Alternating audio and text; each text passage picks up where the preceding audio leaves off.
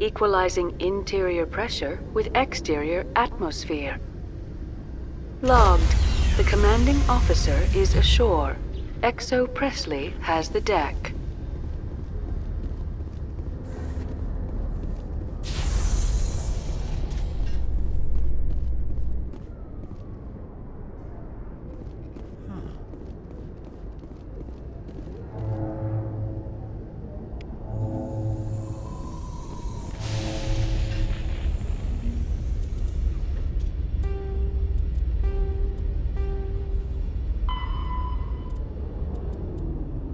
Оружие, абляционная броня. Кинетические барьеры боевых кораблей снижают урон от твердых тел, но они не способны противостоять лазерам системы поиск, лучевому оружию и другим разновидностям направленного энергетического оружия. Внутренний слой обшивки корабля состоит из абляционной брони, которая закипает при нагреве. Испарение материалов брони рассеивает лучи направленного энергетического оружия, сводя их эффективность к нулю.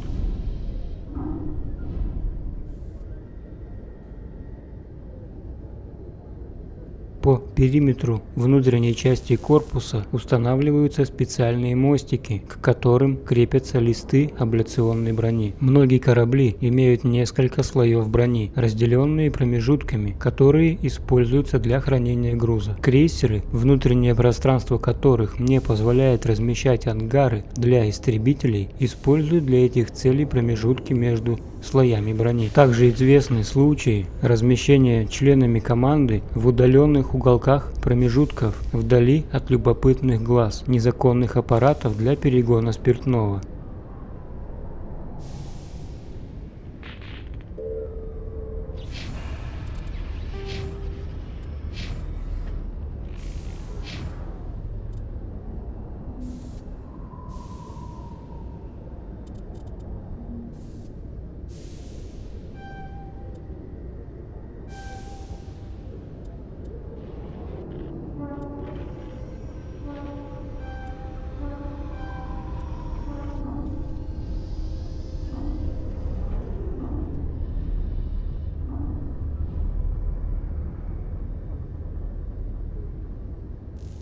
Уничтожение увеличивает урон, который будет нанесен следующим выстрелом из снайперской винтовки.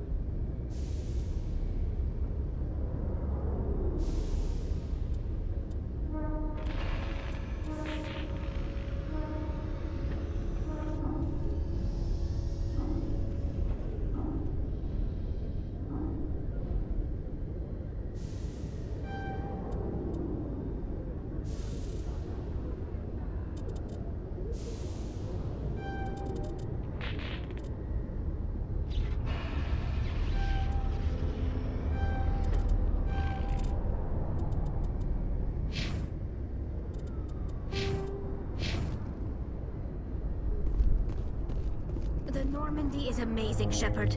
It's an honor to be among her crew.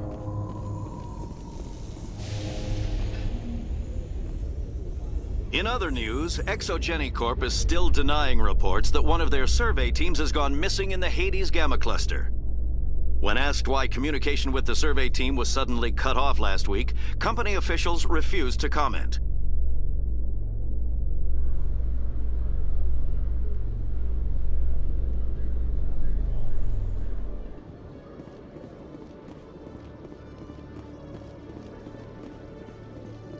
Coming up in a report later today, Emily Wong investigates corruption on the Citadel and uncovers a full-blown crime syndicate.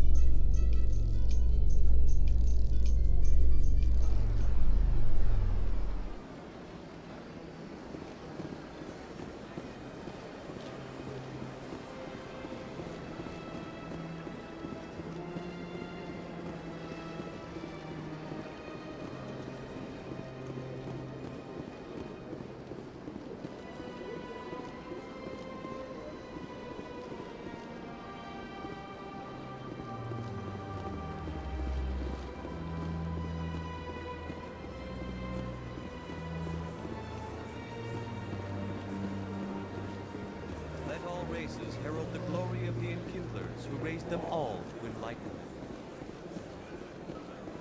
Where there was only darkness, the enkindlers gave light. Where there was only...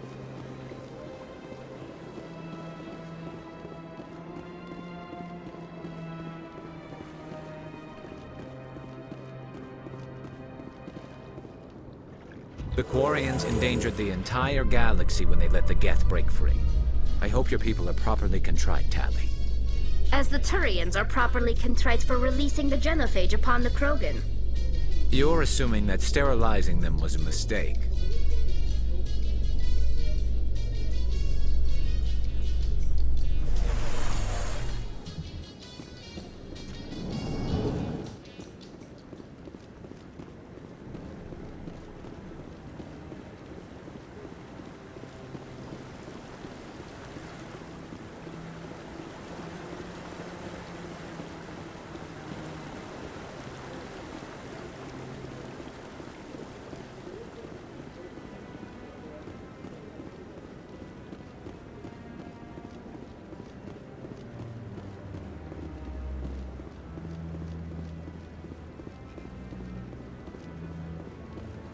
No, I'm waiting to speak with one of the Councilor's assistants.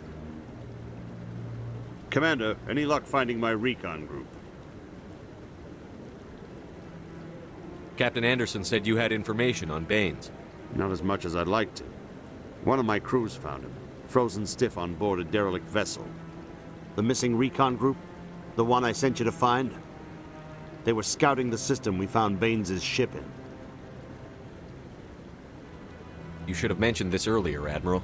Baines is already dead. It's too late for him. I'm only concerned about my team. Someone has to find them. Please, Shepard, I'm counting on you.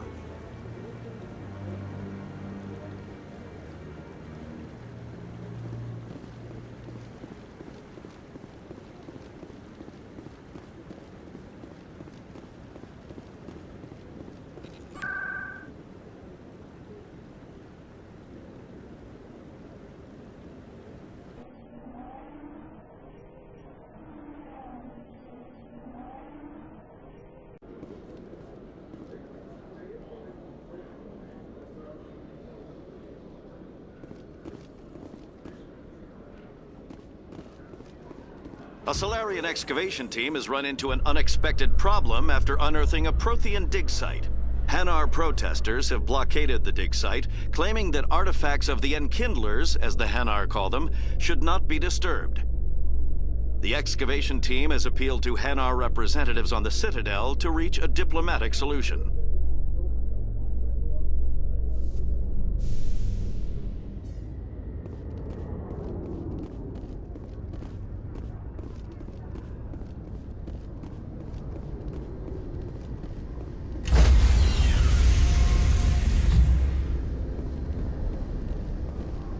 Stand by, shore party. Decontamination in progress. Logged. The commanding officer is aboard. XO Presley stands relieved.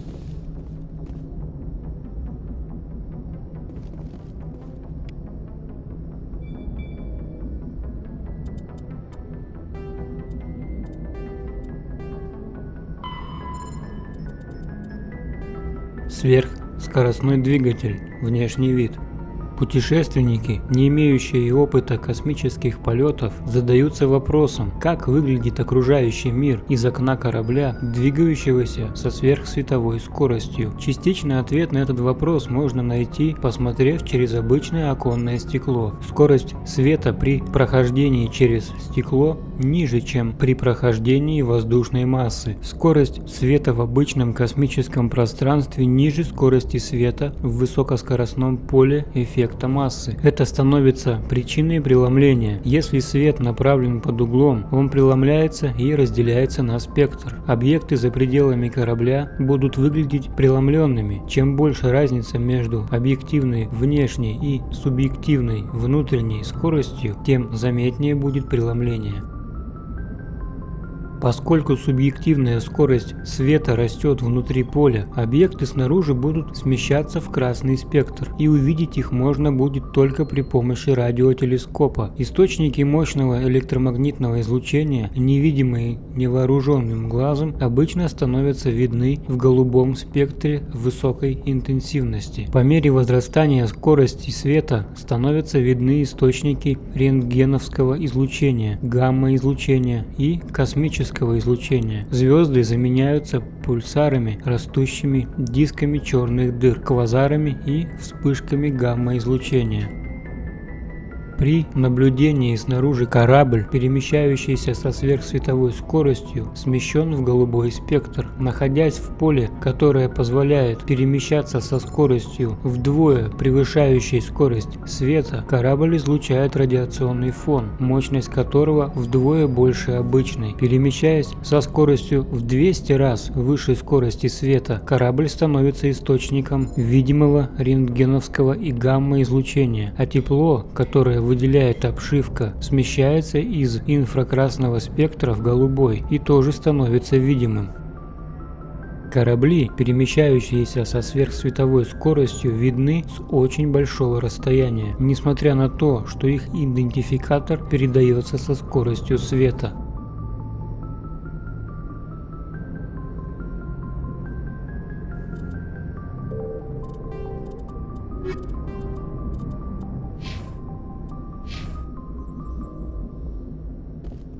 Commander, something you need? How's the Normandy performing? Is she everything they said she'd be? She's the best ship in the fleet, if you've got a pilot who knows how to handle her. Balance isn't what you'd expect. Takes a while to get used to that oversized drive core we got stuffed in the back, and her power can sneak up on you if you're not careful. The Normandy's probably too much ship for your average Alliance pilot, Commander. Lucky for you, I'm anything but average.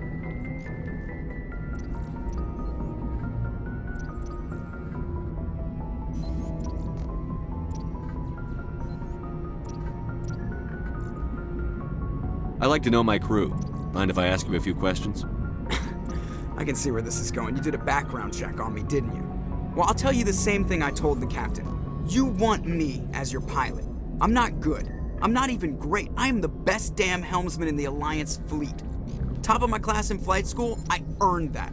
All those commendations in my file, I earned every single one. Those weren't given to me as charity for my disease.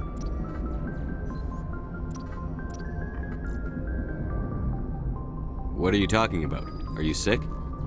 You mean you didn't know? Oh, crap. Okay, I've got Vrolich syndrome, brittle bone disease. The bones in my legs never develop properly. They're basically hollow, too much force and they'll shatter. Even with crutches and my leg braces, it's hard to get around. One wrong step and crack! It's very dramatic. But I've learned to manage my condition, Commander. Put the Normandy in my hands and I'll make her dance for you. Just don't ask me to get up and dance unless, you like the sound of snapping shin bones.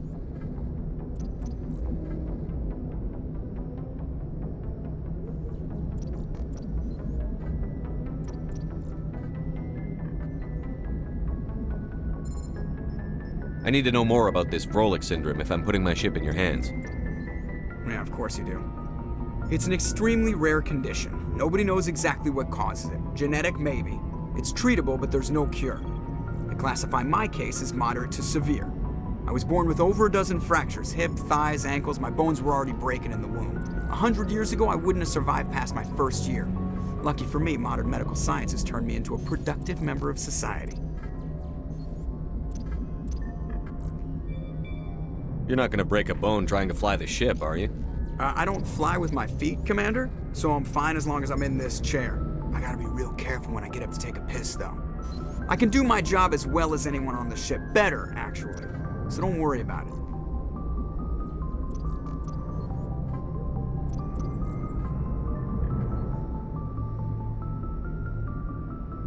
I'm not trying to make you uncomfortable. Let's talk about something else.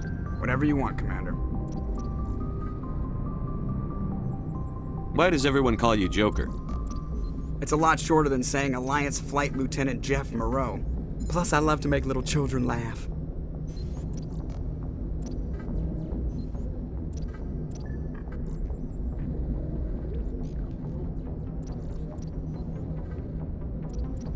You're dodging the question. Look, I didn't pick the name. One of the instructors in flight school used to bug me about never smiling.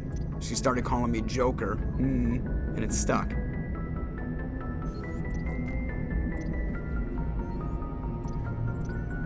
Why didn't you ever smile?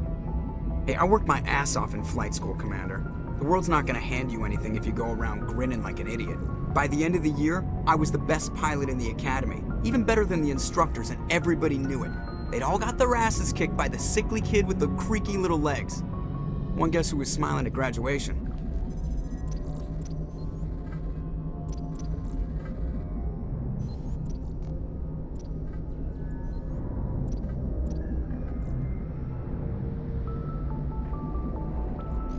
I have to go. All right, see ya.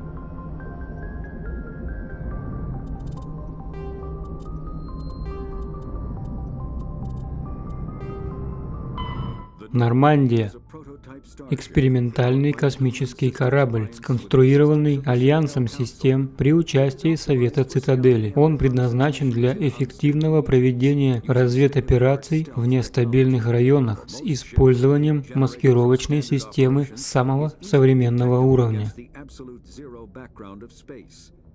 Большинство кораблей выдает тепло, вырабатываемое при функционировании различных механизмов и легко различимое на фоне абсолютного нуля, характерного для космического пространства. Корпус Нормандии способен некоторое время удерживать это тепло. Вдобавок к этому внешняя обшивка охлаждается холодильными установками, что позволяет кораблю двигаться несколько часов, либо дрейфовать несколько дней, оставаясь незамеченным. Существует определенный элемент риска. Накопленное тепло должно быть впоследствии рассеяно, иначе оно достигнет такого уровня, что команда сгорит заживо. Еще одним компонентом маскировочной системы Нормандии является принципиально новый двигатель Тантал. Ядро, создающее эффект массы, в 2 раза превышает по своим размерам обычное. Тантал создает сгущение массы, в которое попадает Нормандия, позволяя ей передвигаться без использования реактивных двигателей, выделяющих тепло.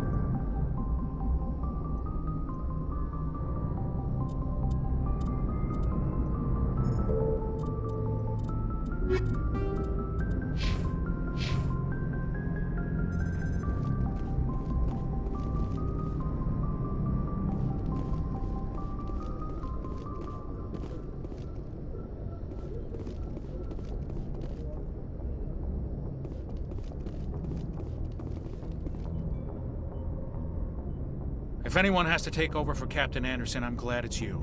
I'm not sure about having non-humans on our ship, though. We're all on the same team here, Presley. With all due respect, sir, that's what they said about Nihilus. Look how that turned out. I'm in charge here, Presley. I decide if we have non-humans on this vessel. Yes, sir. Understood, sir. Speak freely, Presley. I want to know if you have a problem with non-humans. It's not that, Commander. Humanity has always handled its own problems. Saren attacked one of our colonies. We should be the ones to stop him. We don't need their help.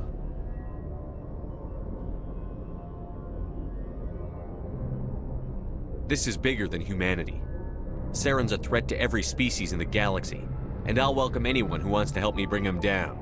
I guess so. Maybe I'm just stuck in the old ways of thinking. But don't worry, Commander, this won't be a problem.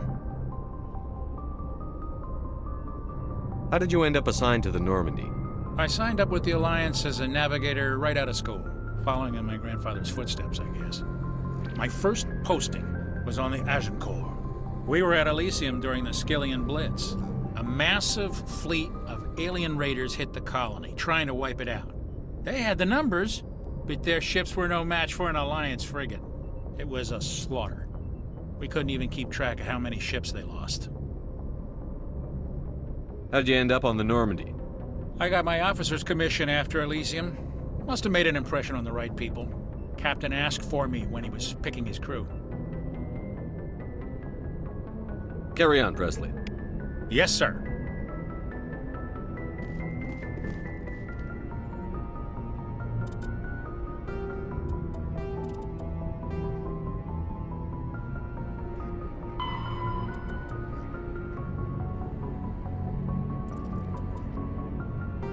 Дипломатические отношения землян.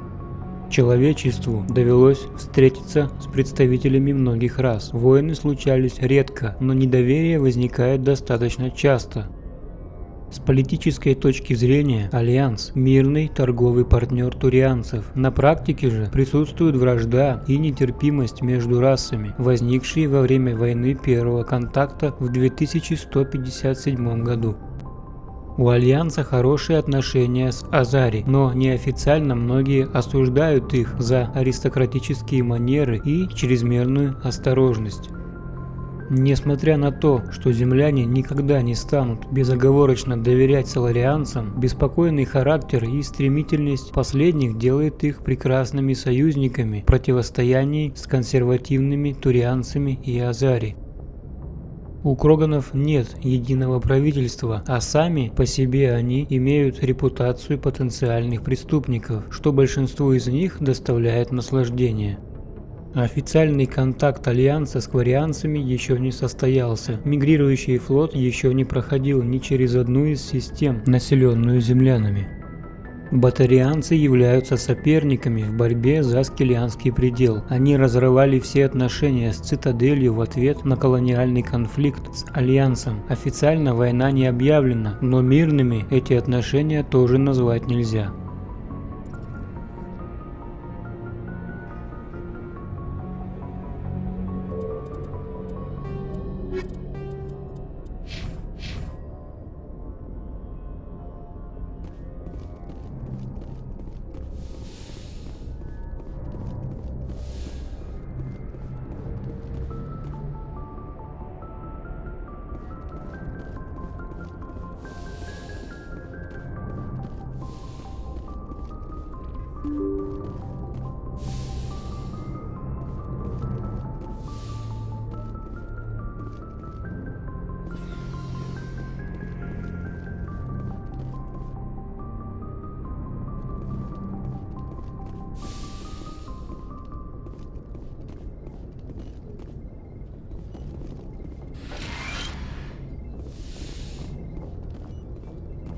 Yes, Commander?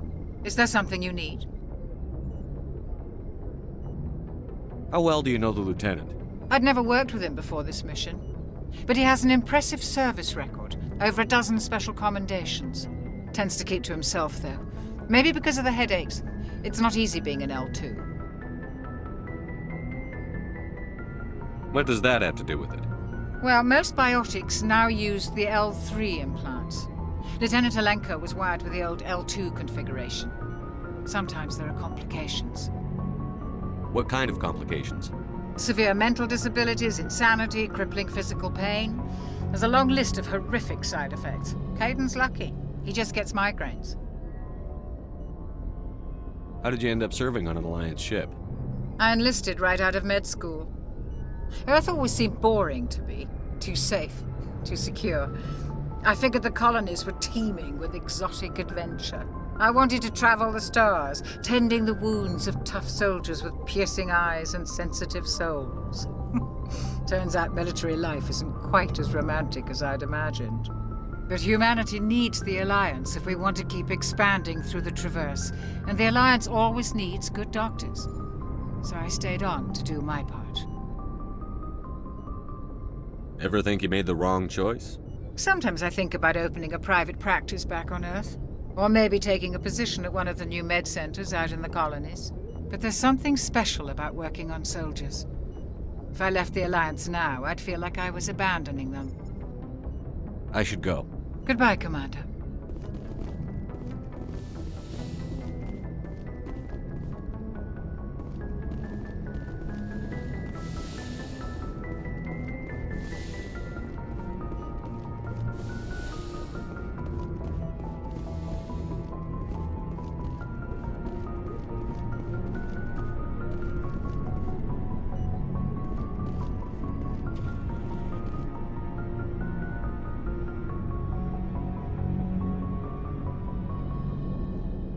Anything you need, Commander? What's your opinion on the last mission? I don't see how we could have done things any better. At least not without getting to Eden Prime sooner. And we were on the scene faster than any other Alliance ship could have been.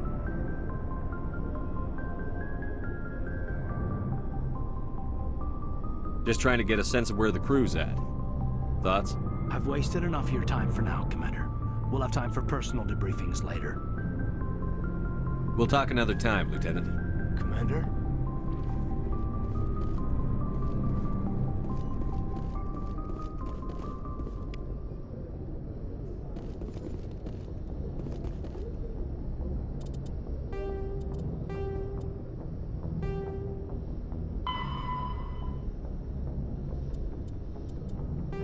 Космические корабли, размещение команды.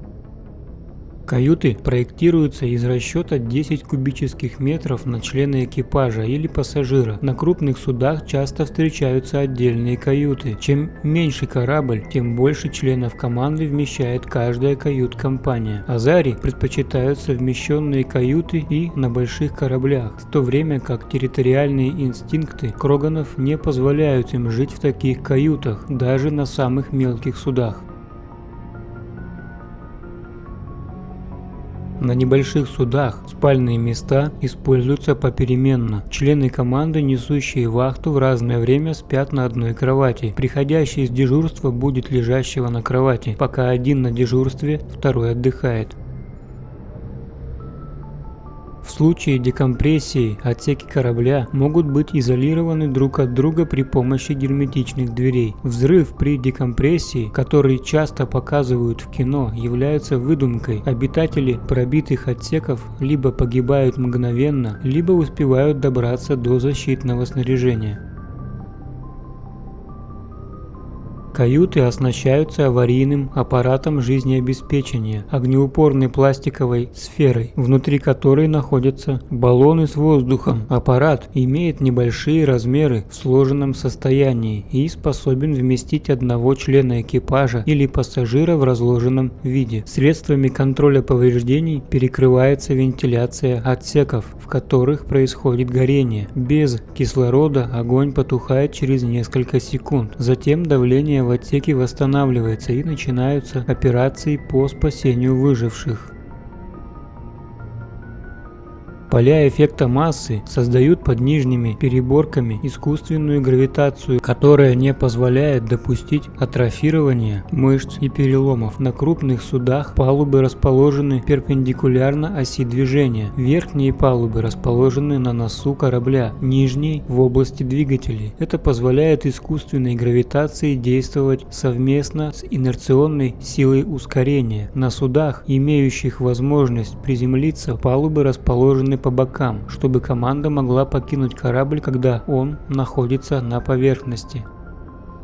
На боевых судах во время боя системы искусственной гравитации зачастую отключаются, чтобы снизить тепловыделение систем и повысить боевую ударопрочность. Чтобы облегчить перемещение в условиях нулевой гравитации, полы красятся в цвет, отличный от цвета потолка и стен.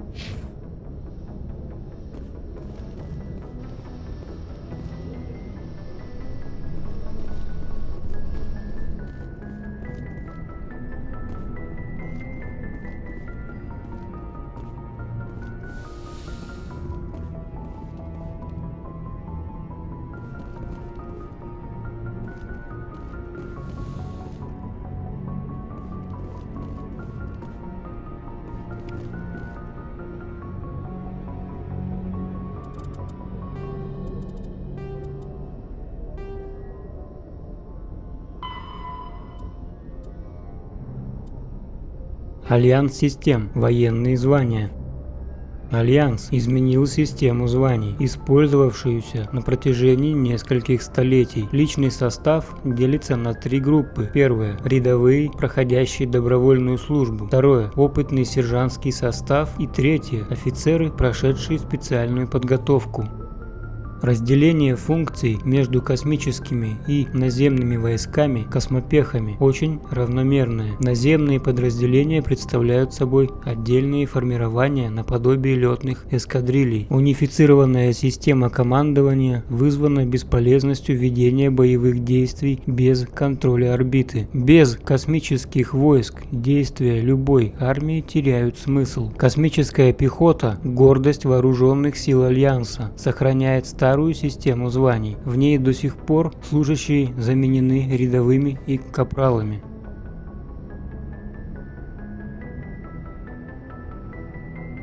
Звания вооруженных сил Альянса в порядке возрастания. Рядовой состав. Служащий 3-го класса, рядовой 2-го класса, служащий 2-го класса, рядовой 1-го класса, служащий 1-го класса, капрал. Сержантский состав. Сержант вспомогательной службы, сержант артиллерии, сержант оперативного управления. Офицеры. Младший лейтенант, лейтенант, штабной лейтенант, капитан-лейтенант, начальник штаба, капитан-майор, контр-адмирал, генерал. Адмирал, адмирал флота.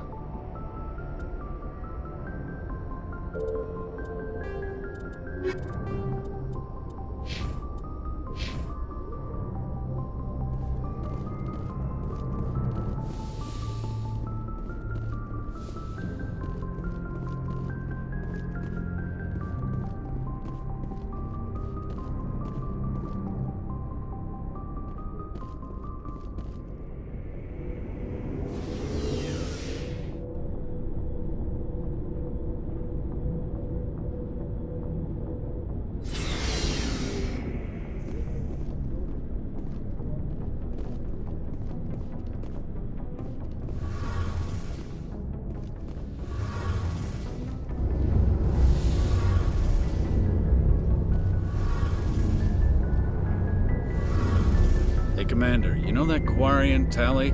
She's been spending all her time down here asking me about our engines. I'll tell her to leave you alone. What? No, she's amazing. I wish my guys were half as smart as she is. Give her a month on board and she'll know more about our engines than I do. She's got a real knack for technology, that one. I can see why you wanted her to come along.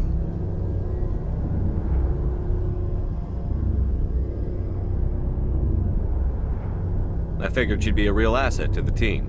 You got an eye for Tally, Commander, but I'm guessing that's not why you came down here.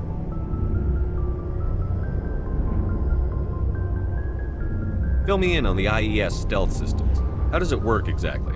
You can't hide a ship out in space. They emit too much heat and radiation. Too easy for sensors to pick them up, unless you find a way to capture those emissions. So our stealth systems trap the energy we give off in storage sinks built into the ship itself. No emissions to give away our location. Eventually the sinks have to be vented. More silent running and they overheat. Cook us inside our own hull.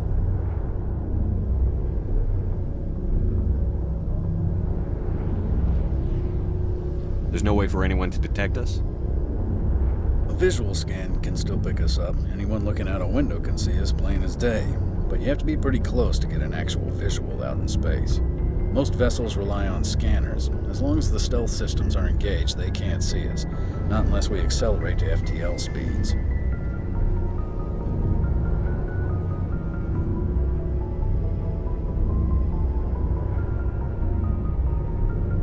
Why doesn't it work with faster than light travel? Cranking up the FTL blue shifts our emissions, pushes them into frequencies too high to capture in the sinks. As soon as we make the jump, it's like setting off a flare. Sensors can pick up our location whenever we enter or exit FTL flight, but for short-range missions, our stealth systems are amazing, and we've got the only one.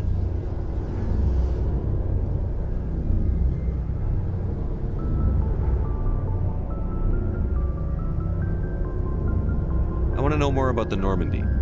She's the best ship I've ever served on, probably the fastest vessel ever designed, and she's the only one using the new Tantalus drive core.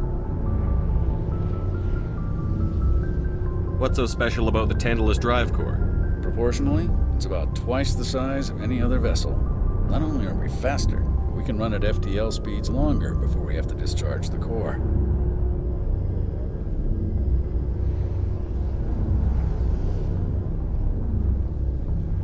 Where else have you served, Adams? If you name a class of Alliance ship, I've probably served on it. Everything from dreadnoughts and carriers right down to frigates like the Normandy. My last assignment was on the Tokyo, only a cruiser, but she was a good ship. Couldn't hold a candle to the Normandy, though.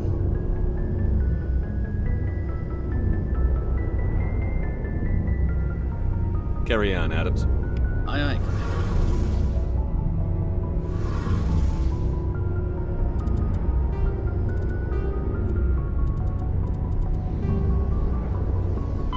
The Normandy is a prototype starship developed by the Human Systems Alliance with the assistance of the Citadel Council.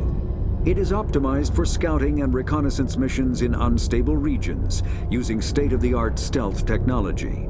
For most ships, the heat generated through standard operations is easily detectable against the absolute zero background of space. The Normandy, however, is able to temporarily sink this heat within the hull. Combined with refrigeration of the exterior hull, the ship can travel undetected for hours. Классификация военных кораблей. Крупные боевые корабли обычно подразделяются на 4 класса. Фрегаты – небольшие, быстрые корабли, используемые для разведки и прикрытия более крупных судов. Фрегаты часто сформированы в небольшие звенья. Крейсеры – боевые суда средних размеров, более быстрые, чем дредноуты, и вооруженные тяжелее, чем фрегаты. Крейсеры часто выполняют патрулирование и сопровождаются звеном фрегатов. Дредноуты – крупные боевые суда, не менее километра в длину, обладающие большой огневой мощью. Они используются только для наиболее важных операций. Несущие крейсеры представляют собой суда, сопоставимых с дредноутами размеров, на борту которых находится большое количество истребителей. Корабли меньших классов, которые в основном используются для огневой поддержки крупных кораблей. Истребители – одноместные корабли, используемые для атаки вражеских кораблей с небольшого расстояния. Перехватчики – одноместные корабли, предназначенные для уничтожения вражеских истребителей.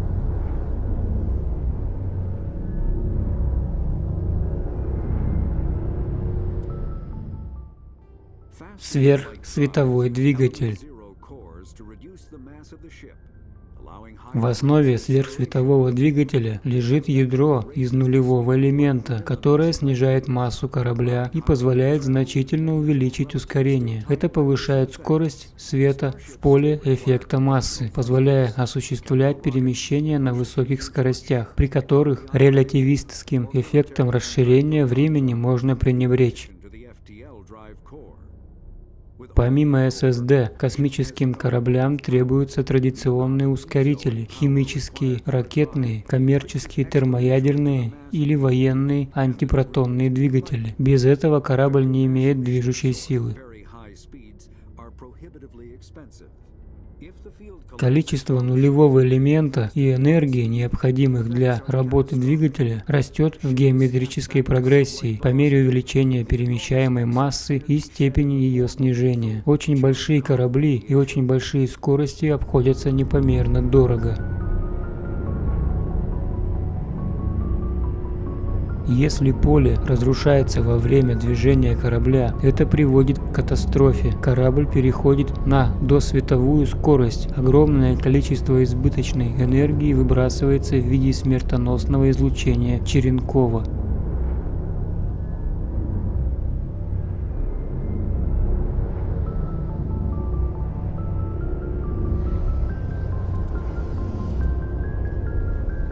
The Normandy is a prototype starship developed by the Human Systems Alliance with the assistance of the Citadel Council. It is optimized for scouting and reconnaissance missions in unstable regions using state-of-the-art stealth technology.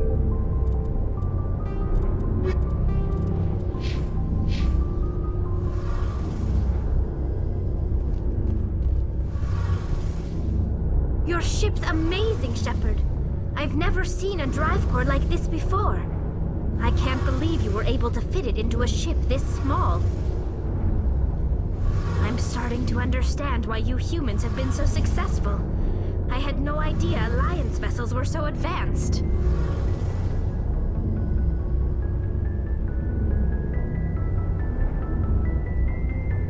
The Normandy's a prototype. Cutting-edge technology. A month ago, I was patching a makeshift fuel line into a converted tug ship in the flotilla. Now, I'm sitting on board one of the most advanced vessels in Citadel space. I have to thank you again for bringing me along. Traveling on a vessel like this is a dream come true for me.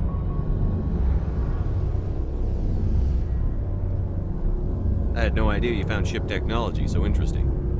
It comes with being a Quarian. The migrant fleet is the key to the survival of my people. Ships are our most valuable resource. But we don't have anything like this. We make do with cast-offs and second-hand equipment. We just try to keep them running for as long as we can. Some of the fleet's larger vessels date all the way back to our original flight from the Geth.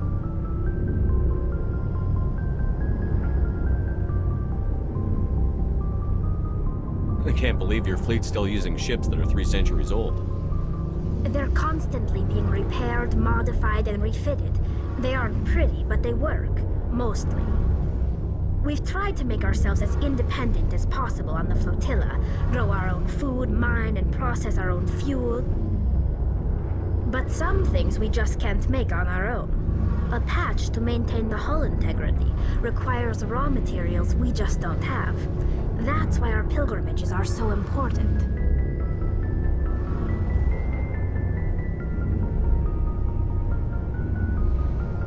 I want to know more about the pilgrimage. When my people reach maturity, we leave our birth ships and seek acceptance with a new crew. It's necessary to maintain genetic diversity among the fleet. But no ship wants to accept someone who will be a burden on them. So, to prove our worth, we embark on a pilgrimage. We set out alone, leaving the flotilla and our families behind us. We only return once we have found something of value we can bring back to the fleet. This is presented as a gift to the captain of the respective ship we wish to join. If the gift is accepted, we are welcomed into the crew.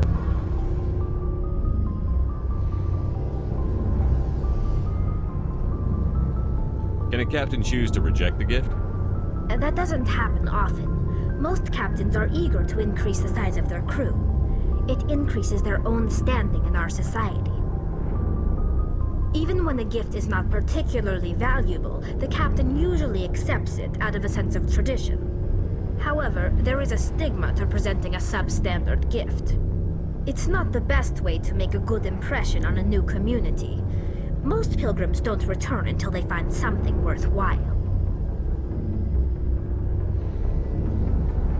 I can't believe they just send you off alone. It's not like they just cast us out.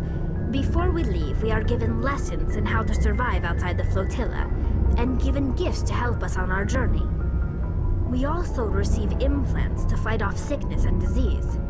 Generations of living in an isolated and highly controlled environment have left our immune systems weaker than most. By the time we leave the fleet, we are well equipped for the pilgrimage. This is a rite of passage for all Quarians. If it were dangerous, our numbers would suffer. Virtually every pilgrimage ends with a triumphant return and the ritual presentation of the gift to one of the fleet's captains.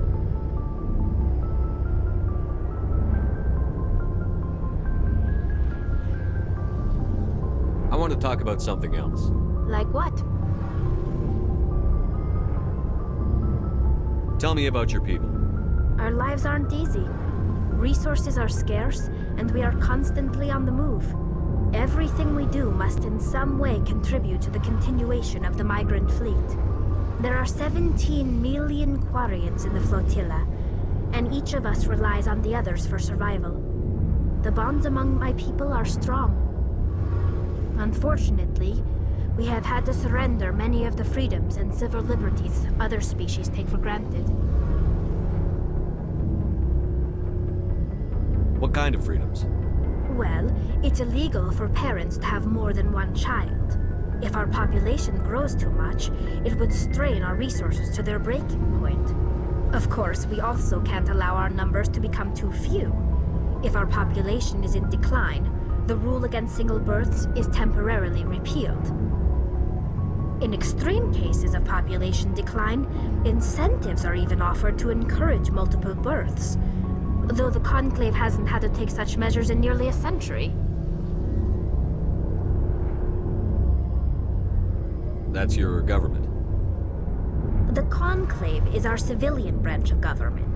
Each ship can elect a representative to serve on the Conclave and make decisions that affect the fleet as a whole. On matters that affect an individual ship, however, the captain has the final say.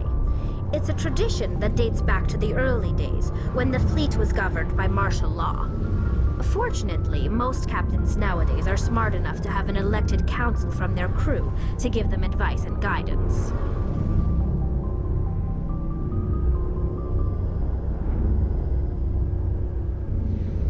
So the ultimate power rests with elected officials. In practice, the Conclave and the respective council for each ship tend to set the rules that govern our daily lives. But in theory, we are still under military jurisdiction. The 5 top-ranking military officials in the fleet serve on the Admiralty Board. These 5 have the power to overrule any decision by the Conclave in case of emergency. To do so requires unanimous agreement among the Admiralty, and they can only do this once. After that, the entire board must resign their posts. It's a safeguard that served us well. In nearly 3 centuries, the Admiralty Board has only overruled the Conclave 4 times.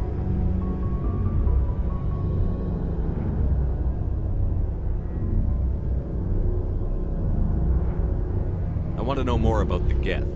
I doubt I can tell you anything you don't already know. It's been almost 3 centuries since they drove my people into exile. All I know is the story of their origins, what they were when we created them, and how they turned on us.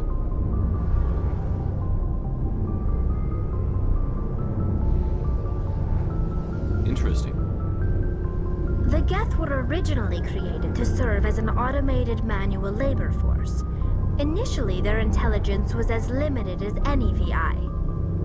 Over time, we made small modifications to their programming to allow them to perform more varied and complex tasks, bringing them closer and closer to true AI status.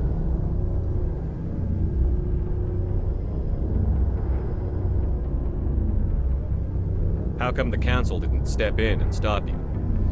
This wasn't true AI research. We may have been skirting the bounds of the law, but we never did anything that was actually illegal. The changes were so insignificant, so gradual, that we were able to control them. Or so we thought. But one thing we underestimated was the power of the neural network. A million Geth thinking simultaneously created an inherently unstable matrix.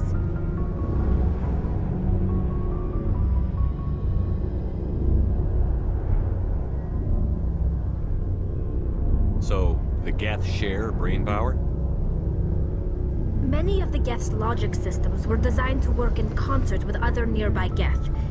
Basically, the more of them you have in a group, the smarter they are.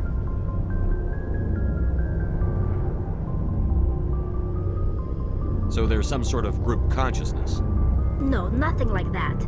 They cannot share sensory data or information. Their programming cannot handle that much simultaneous input. Each geth maintains an individual awareness and identity. The neural network only operates on a process-based level. It's basically the synthetic equivalent of a subconscious. But when they're in close proximity, they can coordinate low-level functional processes, freeing up more capacity for original or independent thought.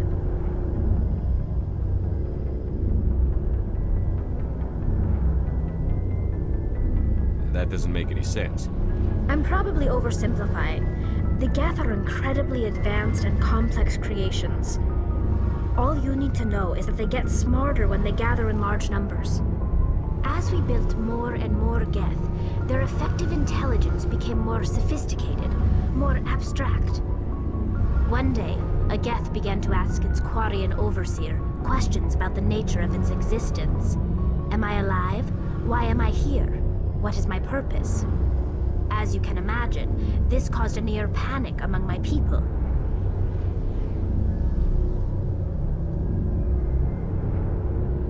I don't see what's so bad about those questions. The geth were created to engage in mundane, repetitive, or dangerous manual labor. That's fine for machines, but it won't satisfy a sentient being for long.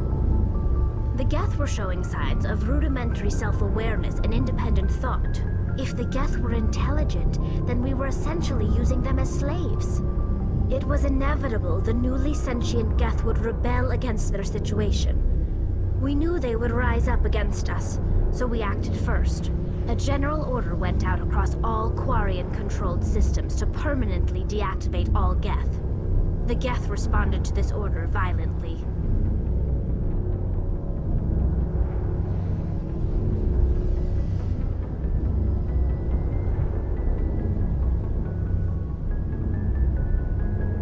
You can't blame them for fighting for their survival.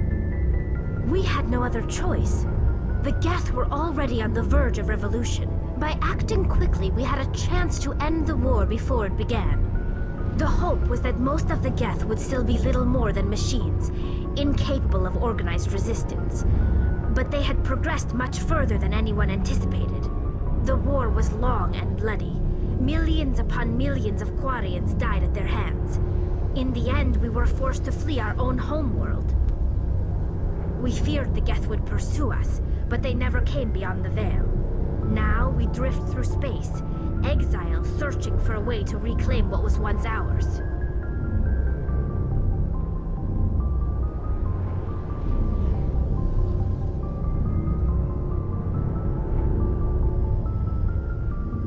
You got what you deserved. We made a mistake when we created the geth in the first place, but we did not make a mistake when we went to war against them. If we had not acted, they would have wiped us out. They're a synthetic life form. They have no use for organics. None. Why do you think they cut themselves off from the rest of the galaxy?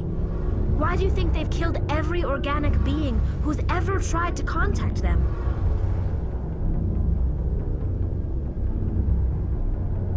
They didn't kill Saren. What does that tell you? The geth are not innocent victims in all this. They're the enemy. They want to destroy us. Not just the Quarians. All organic life. That's why they've joined up with Saren. And that's why we have to stop him.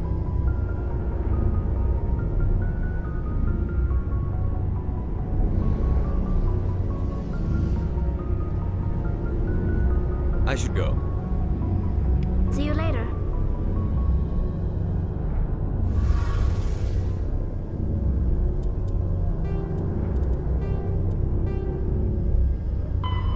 Кварианцы – мигрирующий флот. Мигрирующий флот является самой большой группой межзвездных кораблей в галактике, занимая многие миллионы километров. Прохождение всего флота через ретранслятор массы может занять несколько дней. Когда кварианцы покидали родную планету, флот представлял собой группу кораблей самых разных классов, грузовых и промышленных судов, челноков, а также военных кораблей. По прошествии 3 столетий все суда были переоборудованы таким образом, чтобы вмещать как можно более многочисленную команду без ущерба для удобства. После того, как кварианцам удалось достичь определенной стабильности, они начали избавляться от кораблей, непригодных для длительных путешествий. На деньги, полученные от их продажи, приобретались более крупные и надежные суда. Эта практика применяется по сей день, поскольку корабли со временем выходят из строя. Некоторые корабли оборудованы отдельными одноместными каютами с санузлами. Кроме того, многие суда представляют собой переоборудованные транспортные корабли, грузовые отсеки которых разделены переборками на квадраты, где живут целые семьи. Кварианцы развешивают по стенам этих помещений разноцветные одеяла и ковры, чтобы оживить пространство и снизить уровень шума. Повседневная деятельность флота, управление движением, поддержание стационарной орбиты, распределение продовольствия и так далее находится под юрисдикцией военных. Капитаны кораблей имеют право отклоняться от заданного курса и покидать флот в любое время, но предполагается, что они поступают так на свой страх и риск. Во время перемещений мигрирующего флота по галактике многие корабли отправляются по собственным делам, возвращаясь через несколько дней или даже лет.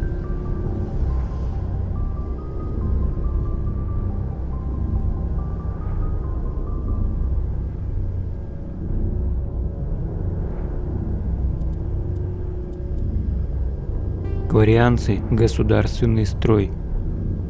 Ввиду зависимости существования кварианцев от непредвиденных обстоятельств и необходимости системы нормирования, их государственный строй представляет собой разновидность автократии. Действия мигрирующего флота управляются коллегией адмиралов, в которую входят 5 военных офицеров. На их решение влияет законодательный орган, называемый конклавом.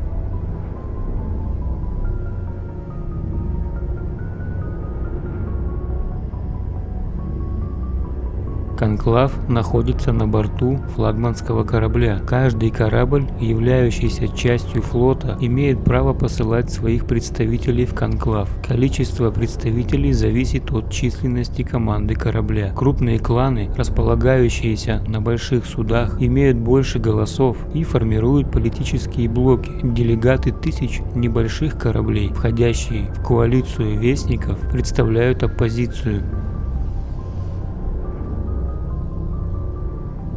Коллегия адмиралов в большинстве случаев принимает сторону конклава. Тем не менее, если все 5 членов решат, что решение конклава ставит под угрозу существование флота и не смогут переубедить конклав, они имеют право отменить законодательное решение. Использовав это право, все члены коллегии должны уйти в отставку. Если они откажутся это сделать, военные обязаны поместить их под арест.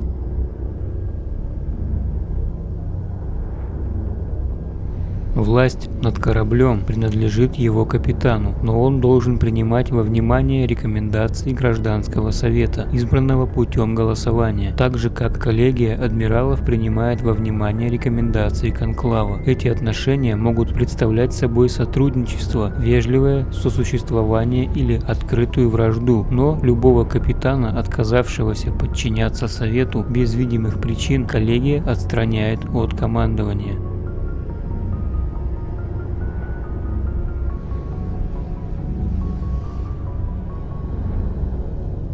Многие кварианские корабли находятся во владении кланов, которые используют свои ресурсы для покупки поддержанных судов у частных владельцев. Большие суда являются предметом престижа крупных богатых кланов. Небольшие корабли становятся признаком определенного статуса для небольших кланов, обладающих достаточным количеством ресурсов, чтобы позволить себе покупку корабля. Коллегия адмиралов не может отстранять от командования капитанов судов, принадлежащих кланам. Капитаны, злоупотребляющие своим положением, являются семейной проблемой до тех пор, пока их действия не идут вразрез с действиями флота.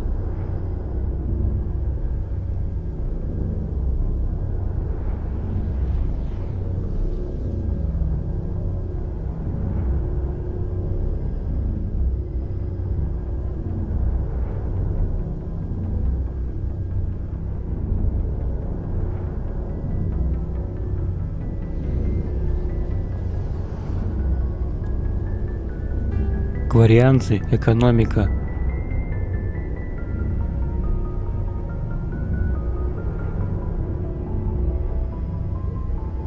Мигрирующий флот обладает весьма скудной экономической базой. На кварианских судах присутствуют линии по производству и сборке товаров легкой промышленности, но тяжелой промышленности, такой как переработка ресурсов или строительство кораблей, нет. В распоряжении флота имеются цистерны для очистки воды и расщепления кислорода, но стесненное пространство ограничивает производство сельскохозяйственной продукции.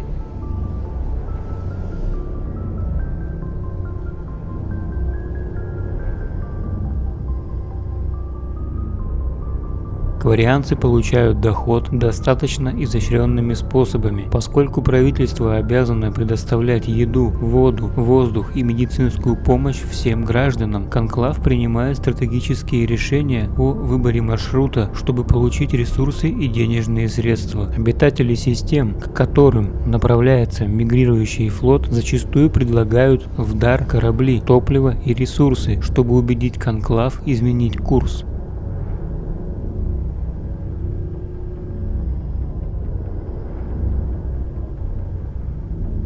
При прохождении через какую-либо систему огромное количество горнодобывающих судов начинает разработку астероидов и кометных тел с целью добычи металлов, кремнесодержащих материалов, льда и органических ресурсов. Кварианские горняки обладают немалым опытом по нахождению и добыче космических ресурсов. Это становится причиной конфликтов с корпорациями, которые уже ведут разработку в системе. Крупные горнодобывающие концерны тратят миллионы на лоббистов и специалистов по связям с общественностью, создающих кварианцам имидж саранчи, опустошающей ресурсы систем, которые оказываются на их пути.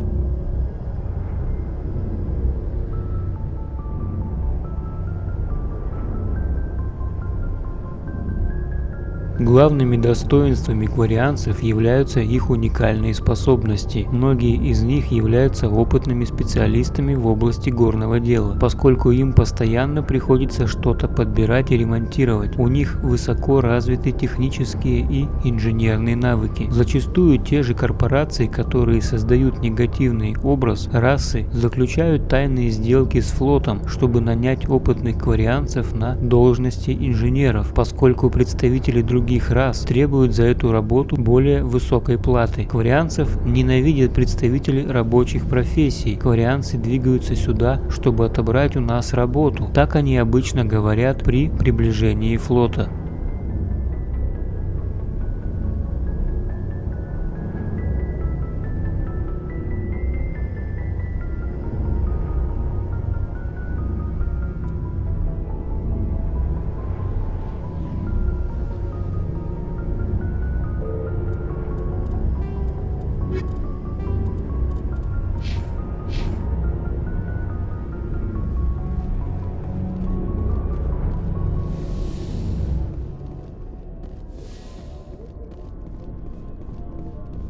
Looking for supplies?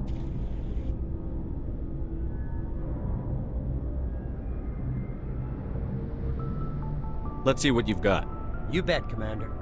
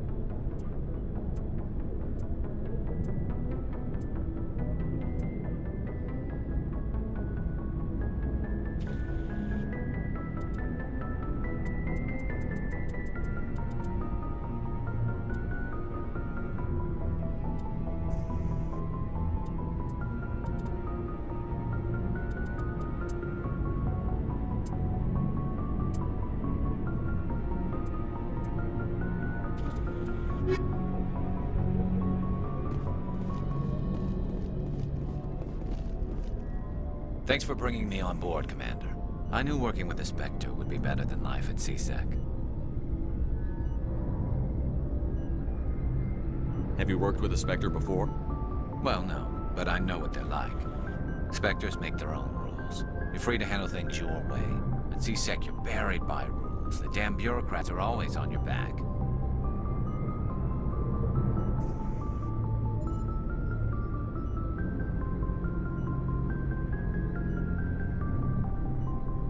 Being a Spectre does have its advantages. Exactly my point. If I'm trying to take down a suspect, it shouldn't matter how I do it, as long as I do it.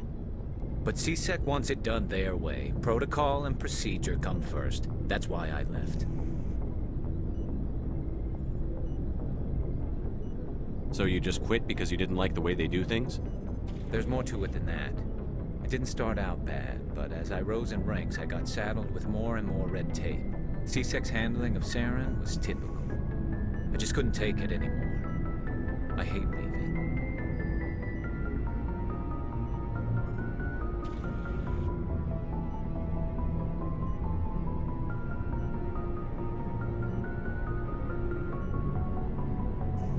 It's not the end of the world. You'll have tougher decisions soon enough. Yeah, I suppose you're right. Either way, I plan to make the most of this. And without CSEC headquarters looking over my shoulder, well, maybe I can get the job done my way for a change.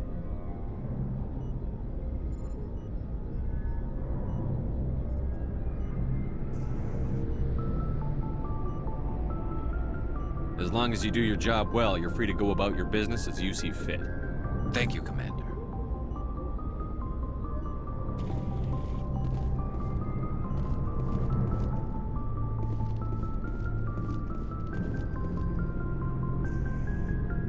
Commander? What's your opinion on the last mission? Kinda wish you'd got there sooner, Commander. No offense, I appreciate the rescue. I just wish...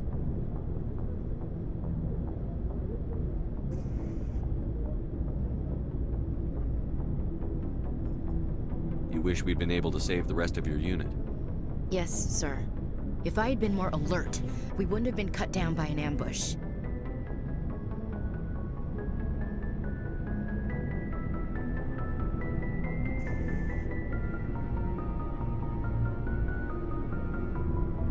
The answer seems plain enough to me.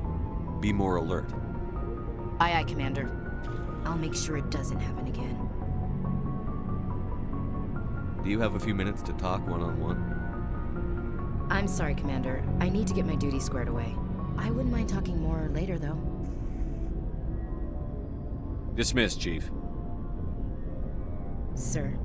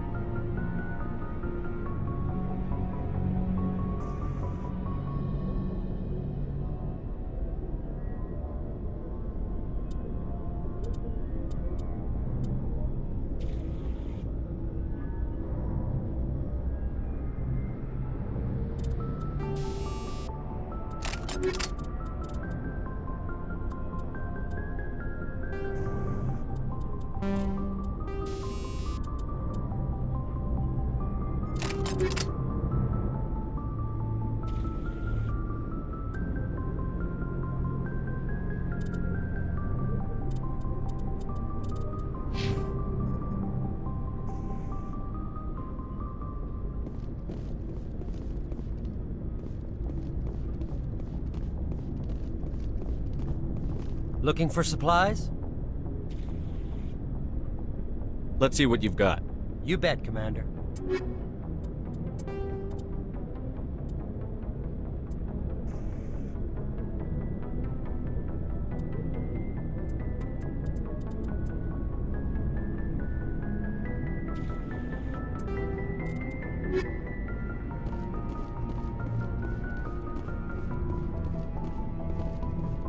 Nice ship you've got, Shepard.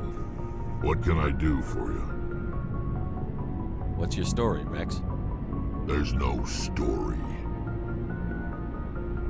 Go ask the Quarian if you want stories.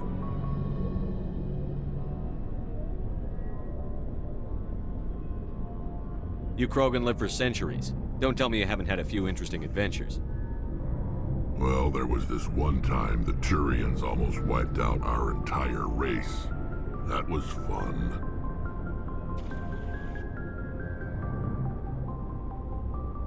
I heard about that. You know, they almost did the same to us. It's not the same.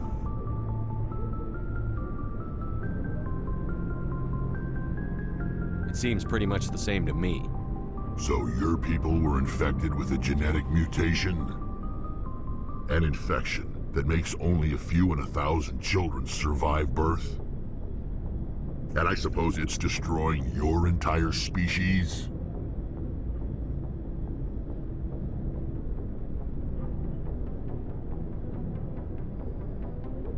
I suppose it isn't all the same.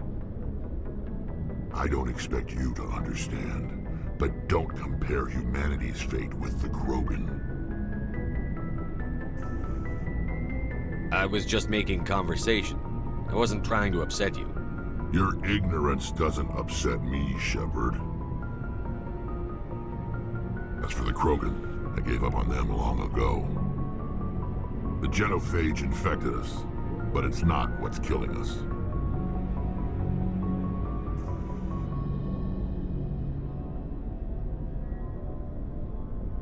What can you tell me about the genophage? Ask the Solarians if you want details. They made it. All I know, it makes breeding nearly impossible. Thousands die in stillbirth, and most never get that far. Every Krogan is infected, every one, and no one's rushing to find a cure. Why don't the Krogan try to find a cure? When was the last time you saw a Krogan scientist? You ask a Krogan, would he rather find a cure for the genophage or fight for credits? He'll choose fighting every time. It's just who we are, Shepard. I can't change that. Nobody can.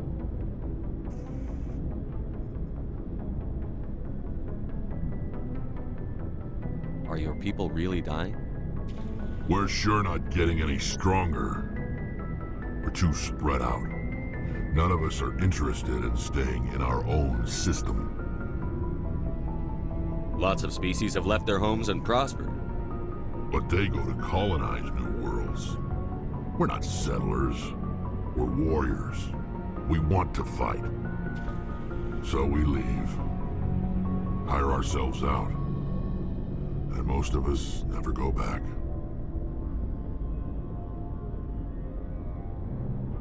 So long, Rex. Shepard.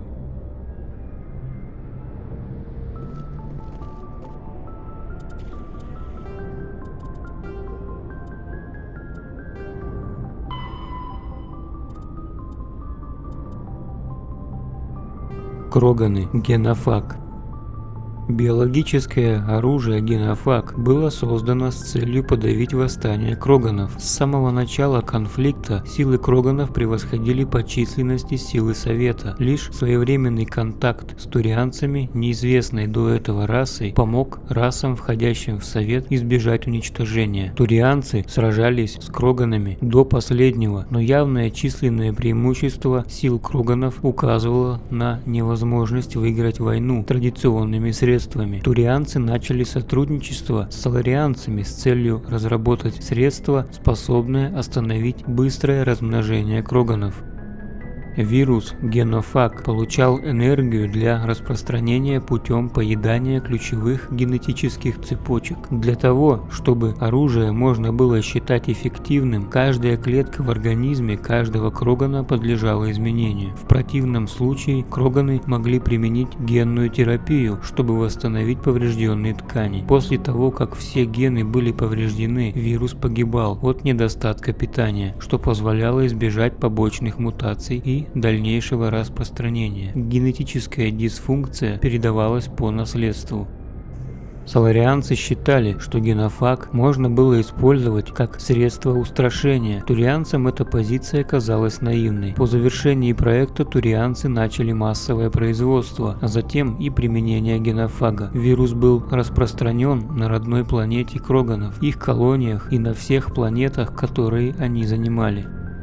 В результате лишь одна беременность из 1000 заканчивалась успешными родами. Вирус не ограничивал репродуктивную функцию, но сильно снижал жизнеспособность плода. За немногочисленных женщин, способных рожать детей, начались кровопролитные битвы военных лидеров кроганов между собой. Нынешние кроганы – лишь тень их былого величия. Несмотря на то, что восстания завершились несколько веков назад, кроганам никогда не забыть ужасов генофага и их бессилия против него. Спорность применения вируса до сих пор обсуждается во многих кругах.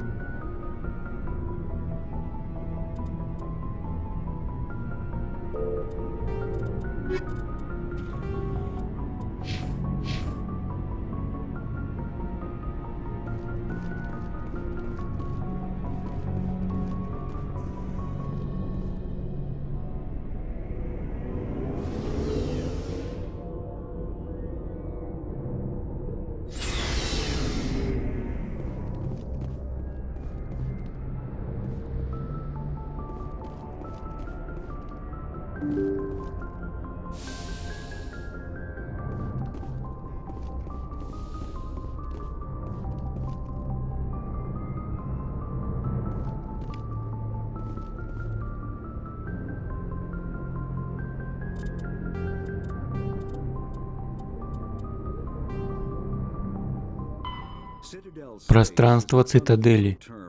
Пространством цитадели неофициально называют любой сектор космоса, который находится под контролем расы, признающей власть Совета Цитадели. На первый взгляд может показаться, что в эти территории входит большая часть галактики. В действительности же изучено менее 1% звезд. Даже сверхсветовые двигатели, использующие эффект массы, не обеспечивают достаточную скорость для изучения всей галактики. Пустое космическое пространство и системы, в которых нет возможности расположить базы для разрядки двигателей, препятствуют дальнейшему изучению галактики. Лишь ретрансляторы позволяют кораблям осуществлять мгновенные прыжки на сотни световых лет, позволяя достичь систем, до которых невозможно добраться обычным способом. После активации нового ретранслятора в системе, в которую он ведет, начинается быстрое развитие. Для экспансии в близлежащие звездные скопления используется SSD. В результате образовалась сеть развитых скоплений, находящихся на большом расстоянии друг от друга и соединенных между собой сетью ретрансляторов.